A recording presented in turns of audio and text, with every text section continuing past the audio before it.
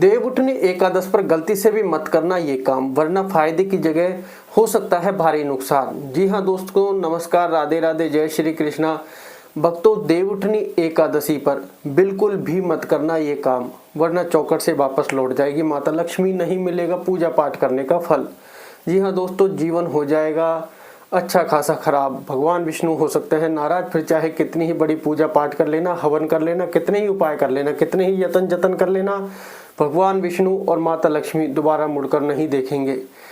आपका भाग्य आपका साथ नहीं देगा। आपकी ये छोटी सी गलती आपको रोड पर भी ला सकती है। जी हाँ दोस्तों, तो बड़ी सावधानी रखें, आपको जीवन में ऐसी समस्या का सामना करना पड़ सकता है। तो वीडियो को अंत तक जरूर देखें, जिसकी आपने कभी कल्पना भी नहीं करी होगी। क्योंकि भाइयों बहनों, हिंदू धर्म में एकादशी तिथि का विशेष महत्व होता है। हर माह में 2 एकादशी तिथि आती है और साल भर में कुल 24 एकादशी तिथि आती है। इन सभी 24 एकादशियों का विशेष महत्व होता है और इन 24 एकादशियों में से एक एकादशी देवउठनी एकादशी है। देवउठनी एकादशी को प्रबोधनी एकादशी और देवोत्थान एकादशी के नाम से भी जाना जाता है। यहीं से ही सारे शुभ कार्य भी चालू होते हैं। देवउठनी एकादशी कार्तिक मास के शुक्ल पक्ष की एकादशी तिथि को हर साल मनाई जाती है और यह एकादशी कोई साधारण एकादशी नहीं है, बल्कि यह बेहद ही चमत्कारी और श्रेष्ठ एकादशी है।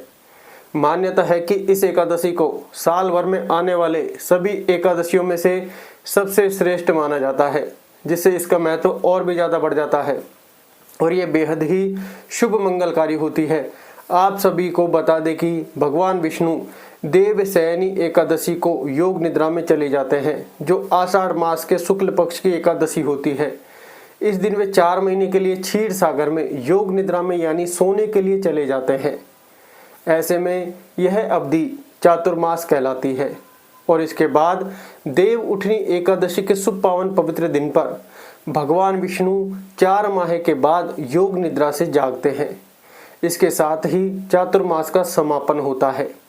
मान्यता है कि जब भगवान विष्णु योग निद्रा में होते हैं तब तक कोई भी शुभ मंगल कार्य नहीं किया जाता, जैसे कि शादी, विवाह, मुंडन, गृह प्रवेश आदि कार्य करना अशुभ होता है। लेकिन जब भगवान श्री हरि विष्णु योग निद्रा से जागते हैं देवउठनी एकादशी के दिन, तो फिर से शादी, विवाह, मुंडन, संस्कार, सगाई समेत सभी मांगलिक कार्यों की शुरुआत हो जाती है। साथ ही देवउठनी एकादशी के अगले दिन द्वादशी तिथि में तुलसी विवाह का आयोजन कराया जाता है। भगवान विष्णु के शालिग्राम अवतार से माता तुलसी का विवाह होता है, जिस दिन को तुलसी विवाह के नाम से भी जाना जाता है। जी हाँ दोस्तों, भक्तगणों, समस्त जानकारी आपको वीडियो के माध्यम से मिलने वाली है, तो लाइक करके सब्सक्राइब जरूर कर लें। इसके अलावा भक्तों, आप सभी को बता दें कि सभी एकादशियों में सबसे सर्वश्रेष्ठ मानी जाने वाली इस देवउठनी एकादशी का जो भी साधक व्रत करता है उसको स्वर्ग और वैकुंठ की प्राप्ति होती है। साथ ही जगत के पालनहार भगवान श्री हरि विष्णु जी की असीम कृपा प्राप्त होती है और कहा जाता है कि जिस भी व्यक्ति पर विष्णु भगवान कृपा कर देते हैं उस व्यक्ति को हर तरह के सुख की प्राप्ति होती है। जीवन से दुख दर्द का नामो निशान मिट जाता है और जिस चीज़ के लिए आप सालों से तड़प रहे थे वह चुटकियों में ही आपके कदमों में हो जाती है। क्योंकि भाइयों बहनों, यह वह दिन होता है जिस दिन की गई छोटी से छोटी पूजा पाठ भगवान विष्णु को अत्यंत प्रसन्न करती है और भगवान विष्णु प्रसन्न होकर साधक पर अपनी कृपा बरसाते हैं, जिससे जीवन से समस्त प्रकार के रोग दोष दूर हो जाते हैं और भाग्य 7वें आसमान पर पहुंच जाता है।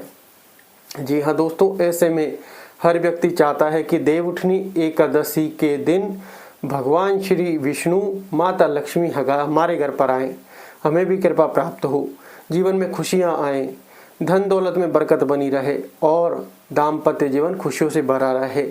ऐसे में सभी साधक इस दिन जगत के पालनहार भगवान श्री हरि विष्णु और माता लक्ष्मी की श्रद्धा पूर्वक पूजा पाठ करते हैं, तरह तरह के उपाय करते हैं ताकि भगवान विष्णु और माता लक्ष्मी अत्यंत प्रसन्न हो। लेकिन दोस्तों, आप सभी को बता दें कि शास्त्रों में कुछ ऐसे कार्यों का वर्णन किया गया है जो कार्य गलती से भी देवउठनी एकादशी के दिन नहीं करने चाहिए और यह कार्य बहुत सारे भक्तजन करते भी हैं, जो कार्य इस दिन नहीं करने चाहिए। जी हाँ दोस्तों, विशेष रूप से ध्यान रखें, क्योंकि भगवान विष्णु अत्यंत देर से प्रसन्न होने वाले देवता इतनी आसानी से प्रसन्न नहीं होते।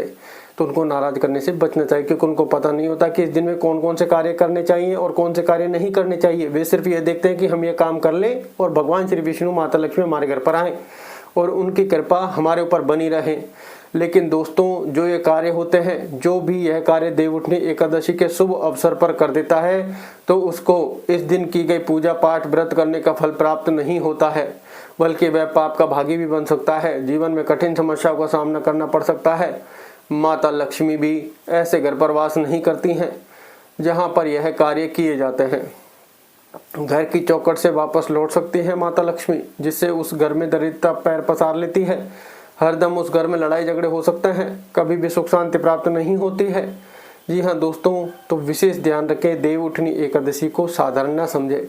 ऐसे में भाइयों बहनों, इस वीडियो के माध्यम से आप सभी को बताएंगे कि इस साल 2025 में देवउठनी एकादशी का शुभ पावन पर्व कब मनाया जाएगा, व्रत किस दिन रखा जाएगा, पूजा का शुभ मुहूर्त क्या रहेगा, व्रत का पारण किस दिन करेंगे, इसकी पूजा विधि क्या है, जिससे भगवान विष्णु प्रसन्न हो और माता लक्ष्मी का घर पर स्थायी रूप से वास हो। साथ ही यह भी जानेंगे कि देवउठनी एकादशी के दिन कौन से कार्य भूल कर भी नहीं करने चाहिए, जिससे सुख सौभाग्य दुर्भाग्य में बदल जाता है और धन दौलत की बरकत रुक जाती है, जिससे जीवन तहस नहस हो जाता है। इसके अलावा आप में से बहुत सारे भाइयों बहनों ने हमसे पूछा भी था कि पहले क्या एकादशी के दिन बाल धो सकते हैं या नहीं, और यह भी महत्वपूर्ण प्रश्न है, अत्यधिक महत्वपूर्ण प्रश्न है, और यह बात सभी को पता भी होनी चाहिए। तो इस वीडियो में आपको इस प्रश्न का जवाब मिल जाएगा। इस वीडियो में आपको देवउठनी एकादशी के शुभ पावन व्रत के बारे में संपूर्ण जानकारी मिलेगी। जी हाँ दोस्तों, तो अंत तक बिल्कुल बने रहें। लेकिन उससे पहले अगर आप भी चाहते हैं कि आपकी ज़िंदगी खुशहाल बनी रहे, आप स्वस्थ रहें, आप और आपके समस्त घर परिवार पर माता लक्ष्मी जी की और जगत के पालनहार भगवान श्री हरि विष्णु जी का आशीर्वाद कृपा सदैव बनी रहे, तो इस वीडियो को अपनी श्रद्धा भाव से एक प्यारा सा लाइक ज़रूर करें और चैनल को सब्सक्राइब जरूर करें। साथ ही कमेंट बॉक्स में श्रद्धा भाव सच्चे मन से जय लक्ष्मी नारायण, जय नारायण या फिर जय लक्ष्मी नारायण कुछ भी लिखकर अपनी हाजिरी जरूर प्रस्तुत करें। जी हाँ दोस्तों, बिल्कुल श्रद्धा भाव अपना बना के रखें। साथ ही इस जानकारी को आप अपने कहीं भी जो नहीं जानते वहाँ पर शेयर कर सकते हैं, ताकि उनको भी इस जानकारी का लाभ मिल सके। तो आइए बहुत जल्द प्रारंभ करते हैं और सभी को जानकारी शेयर करेंगे तो सबका भला हो सकता है। जी हाँ, सबसे पहले इस साल 2025 में देवउठनी एकादशी कब की है, व्रत कब रखा जाएगा, व्रत का पालन करने का शुभ समय क्या रहेगा। तो भाइयों बहनों, इस साल देवउठनी एकादशी 2 दिन मनाई जा रही है, 1 और 2 नवंबर को। ऐसे में देवउठनी एकादशी की शुरुआत 1 नवंबर को सुबह 9:11 से होगी और इसका समापन 2 नवंबर को सुबह 7:31 पर होगा। ऐसे में गृहस्थ लोगों के लिए देवउठनी एकादशी का पर्व और व्रत 1 नवंबर शनिवार को रखा जाएगा, और वैष्णव संप्रदाय के लोगों के लिए देवउठनी एकादशी का पर्व और व्रत 2 नवंबर रविवार को रखा जाएगा। इस प्रकार जो साधक 1 नवंबर को देवउठनी एकादशी का व्रत रखेंगे तो 2 नवंबर को व्रत पारण यानी व्रत तोड़ने का समय दोपहर 1:11 से लेकर 3:23 तक रहेगा। पारण तिथि के दिन हरिवासर का समय 12:55 पर समाप्त होगा। जी हाँ दोस्तों, ये विशेष रूप से आप ध्यान रखें। जिन लोगों को नहीं पता है कि हरिवासर क्या है, उनको बता दें कि एकादशी व्रत का पारण हरिवासर के दौरान कभी भी नहीं करना चाहिए। जो श्रद्धालु व्रत कर रहे हैं उन्हें व्रत तोड़ने से पहले हरिवासर समाप्त होने की प्रतीक्षा करनी चाहिए। इसके अलावा कभी कभी एकादशी व्रत लगातार 2 दिनों के लिए हो जाता है। ऐसे में जब एकादशी व्रत 2 दिन होता है तब स्मार्त परिवारजनों को पहले दिन एकादशी व्रत करना चाहिए, जबकि दूसरे दिन वाली एकादशी को दूजी एकादशी कहते हैं। जो सन्यासियों, विधवाओं और मोक्ष प्राप्ति के इच्छुक श्रद्धालुओं को दूजी एकादशी के दिन व्रत करना चाहिए। जब जब एकादशी व्रत 2 दिन होता है तब तब दूजी एकादशी और वैष्णव एकादशी एक ही दिन होती है। जी हाँ दोस्तों, तो ये आप ध्यान रखें। इसके अलावा जो भी श्रद्धालु 2 नवंबर गौण एकादशी के दिन व्रत रखेंगे उनके लिए व्रत तोड़ने का समय सुबह 6:34 से लेकर 8:46 तक रहेगा, वहीं पारण के दिन द्वादशी सूर्योदय से पहले ही समाप्त हो जाएगी। इसके अलावा देवउठनी एकादशी पर ब्रह्म मुहूर्त का समय सुबह 4:50 से लेकर सुबह 5:41 तक रहेगा। साथ ही अभिजीत मुहूर्त सुबह 11:42 से लेकर दोपहर 12:27 तक रहेगा। जी हाँ दोस्तों, तो मुहूर्त आपके सामने सभी कंफर्म हो गए हैं। अब जानते हैं देवउठनी एकादशी की पूजा विधि के बारे में। देवउठनी एकादशी से एक दिन पहले शाम को सात्विक भोजन करें और ब्रह्मचर्य का पालन करें। फिर देवउठनी एकादशी के शुभ अवसर पर सुबह ब्रह्म मुहूर्त में उठकर स्नान करें। वहीं अगर आपके घर पर गंगा जल है तो स्नान वाले पानी में थोड़ा सा गंगा जल डालकर स्नान करें। इससे पूरा शरीर शुद्ध हो जाएगा। स्नान करने के बाद पीले या लाल रंग के कपड़े पहने, क्योंकि यह रंग बहुत ही शुभ और मंगलकारी होते हैं। और इन रंग के वस्त्र पहनकर पूजा पाठ करने से पूजा पाठ करने का महत्व और भी ज़्यादा बढ़ जाता है। ऐसे में वस्त्र पहनकर भगवान विष्णु का ध्यान करते हुए एकादशी व्रत का संकल्प लें। इसके बाद पूजा स्थल को साफ करें, पूरे घर में गंगा जल का छिड़काव करें। इसके बाद चौकी पर पीला रंग का साफ सुथरा वस्त्र बिछाएं और भगवान विष्णु की प्रतिमा या चित्र स्थापित करें। जी हाँ दोस्तों, इतना सब करने के बाद प्रतिमा का गंगा जल से पंचामृत से स्नान कराएं। पीला चंदन, अक्षत यानी चावल अर्पित करें। फिर फल, मिठाई, तुलसी दल और पंचामृत का भोग लगाएं।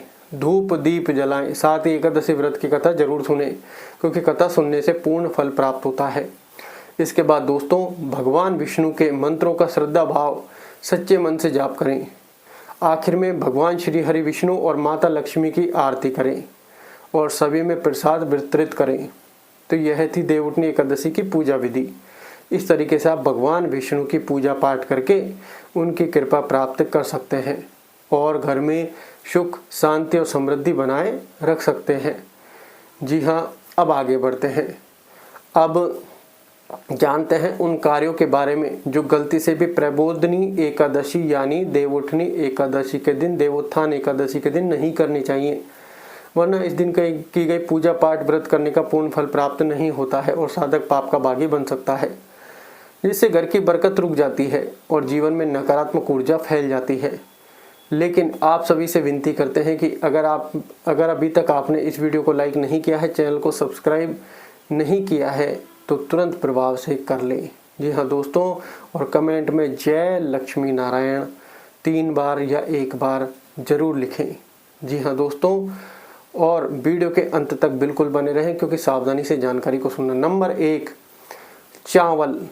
जी हाँ दोस्तों, प्रिय भक्तजनों, अक्षत चावल यानी चावल का पूजा पाठ में विशेष रूप से प्रयोग किया जाता है, लेकिन देवउठनी एकादशी के दिन चावल का सेवन नहीं करना चाहिए। पूजा पाठ में काम ले सकते हैं, लेकिन सेवन नहीं करना चाहिए। मान्यता है कि देवउठनी एकादशी के दिन चावल का सेवन करने से पूजा पाठ व्रत करने का फल निष्फल हो जाता है और ऐसा करना भगवान विष्णु और माता लक्ष्मी का अपमान होता है, जिससे श्रद्धालु पाप का भागी बनता है, जिससे घर में भी नकारात्मक ऊर्जा फैल जाती है, जिससे घर में लड़ाई झगड़े का माहौल बना रहता है और बने बने कार्य भी बिगड़ सकते हैं, जिससे आपको जीवन में असफलता हासिल हो सकती है।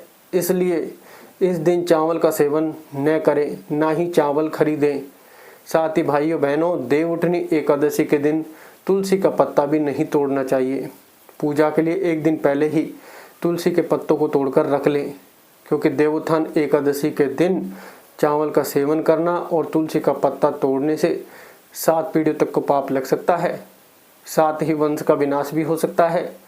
जी हाँ दोस्तों, फिर उसके लिए आपको क्षमा याचना करनी पड़ेगी। नंबर 2, पान। जी हाँ दोस्तों, प्रिय भक्तों, पान का प्रयोग पूजा पाठ, हवन और भोग लगाने के लिए किया जाता है, क्योंकि पान का भोग लगाना देवी देवताओं को खुश करता है। लेकिन आपको बता दें कि देवउठनी एकादशी के दिन पान नहीं खाना चाहिए। मान्यता है कि पान खाने से मन में रजोगुण की प्रवृत्ति बढ़ती है, जिससे पूजा पाठ व्रत करने का पुण्य फल कम हो जाता है, जिससे आपकी यह छोटी सी गलती भगवान श्री विष्णु और माता लक्ष्मी कृपा से वंचित रख सकती है और आपकी मनोकामना अधूरी रह सकती है। जी हाँ दोस्तों, नंबर 3, लोहे की वस्तुएं। जी हाँ भक्तों, देवउठनी एकादशी के दिन भगवान विष्णु योग निद्रा से जागते हैं इसलिए यह दिन धार्मिक रूप से अत्यंत पवित्र माना जाता है और इस दिन की गई पूजा पाठ अत्यंत फलदायी होती है। ऐसे में दोस्तों, देवोत्थान एकादशी पर आपको लोहे की वस्तु नहीं खरीदनी चाहिए और ना ही इस दिन लोहे की वस्तु का प्रयोग करना चाहिए, क्योंकि लोहा कठोरता और क्रोध का प्रतीक होता है। साथ ही लोहा घर में नकारात्मक ऊर्जा को आकर्षित करता है, जिससे घर में अशांति की स्थिति उत्पन्न होती है और मानसिक तनाव, स्वास्थ्य संबंधी समस्या उत्पन्न होती है। जी हाँ दोस्तों, विशेष रूप से आप ध्यान रखें। नंबर 4, काले रंग के कपड़े। प्रिय मित्रों, शास्त्रों में काले रंग को बेहद ही अशुभ माना गया है, क्योंकि काला रंग शनि देव का प्रतीक होता है और यह तमोगुण को बढ़ाता है। ऐसे में ध्यान से सुनना भक्तों, देवउठनी एकादशी के दिन स्नान करने के बाद आप जब कपड़े पहने तो इस बात का विशेष रूप से ध्यान रखें कि कपड़े काले और गहरे नीले रंग के नहीं होने चाहिए, नहीं तो आपको इस शुभ अवसर पर की गई पूजा पाठ व्रत करने का फल प्राप्त नहीं होगा और आपको शुभ परिणाम की जगह अशुभ परिणाम देखने को मिलेंगे और जीवन में नकारात्मक ऊर्जा प्रवेश कर सकती है, जिससे आपके बने बनाए कार्य बिगड़ सकते हैं और भाग्य कमजोर हो सकता है। इसलिए देवउठनी एकादशी के दिन काले रंग के और गहरे नीले रंग के कपड़े ना पहने और ना ही काले रंग के कपड़े खरीदें, नहीं तो ऐसा करना आपके लिए अशुभ फलदायी होगा। जी हाँ दोस्तों, ये अशुभ फलदायी हो सकता है। नंबर 5, झाड़ू न लगाएं। दोस्तों, आपको देवउठनी एकादशी से एक दिन पहले ही, दशमी के दिन ही सूर्यास्त से पहले घर में झाड़ू लगा लेनी चाहिए। ऐसे में देवउठनी एकादशी के दिन झाड़ू लगाने से परहेज करें, क्योंकि झाड़ू लगाते समय भूलवश कई सूक्ष्म जीव मर जाते हैं और इसका पाप लगता है, जैसे कि भगवान श्री हरि विष्णु नाराज हो सकते हैं और पूजा पाठ व्रत करने का फल निष्फल हो सकता है, जिससे आपका भाग्य और आर्थिक स्थिति कमजोर हो सकती है। धन दौलत की बरकत रुक सकती है, क्योंकि झाड़ू को माता लक्ष्मी का प्रतीक भी माना जाता है। इसलिए दोस्तों, इस बात का आप ध्यान रखें। नंबर 6, सूर्य को जल। जी हाँ प्रिय भक्तजनों, दोस्तों, सूर्य देव को जल देना बेहद ही लाभकारी माना गया है। मान्यता है कि सूर्य को जल देने से बुद्धि में वृद्धि होती है, मानसिक तनाव की समस्या दूर होती है और तेज प्रदान होता है। ऐसे में आप रोजाना सूर्य देव को जल तो देते होंगे, लेकिन आप सभी को बता दें कि देवउठनी एकादशी के दिन सूर्य देव को जल देते समय शुद्ध जल लें, लेकिन उसमें चावल ना डालें। जी हाँ दोस्तों, मान्यता है कि देवउठनी एकादशी के दिन सूर्य को जल देते समय उसमें चावल नहीं डालने चाहिए। ऐसा करना आपको भगवान विष्णु और सूर्य देव की कृपा से वंचित रख सकता है, जिससे घर में कंगाली छा सकती है। जी हाँ दोस्तों, तो इन चीज़ों का आप विशेष रूप से ध्यान रखें। जी हाँ, और अगर जाने जाने भूल हो भी जाए तो हाथ जोड़कर भगवान श्री हरि विष्णु से क्षमा याचना कर लें और परमात्मा की इच्छा समझ के उसको फिर भूल जाएं कि हमने ईश्वर से क्षमा मांग ली, क्योंकि हम अज्ञानी मनुष्य हैं, विधि विधान को नहीं जानते, जाने अनजाने मानव स्वभाव भूल हो जाती है। इस तरीके से आप उनसे क्षमा याचना कर ले कि ब्रह्मा आदि भी आपकी माया को नहीं जानते, तो हम अज्ञानी कैसे जान सकते हैं। तो हे हरि नारायण विष्णु, हमें क्षमा करें जाने अनजाने जो भूल हुई है, ये आपको जरूर कर लेना है। जी हाँ दोस्तों, धन्यवाद।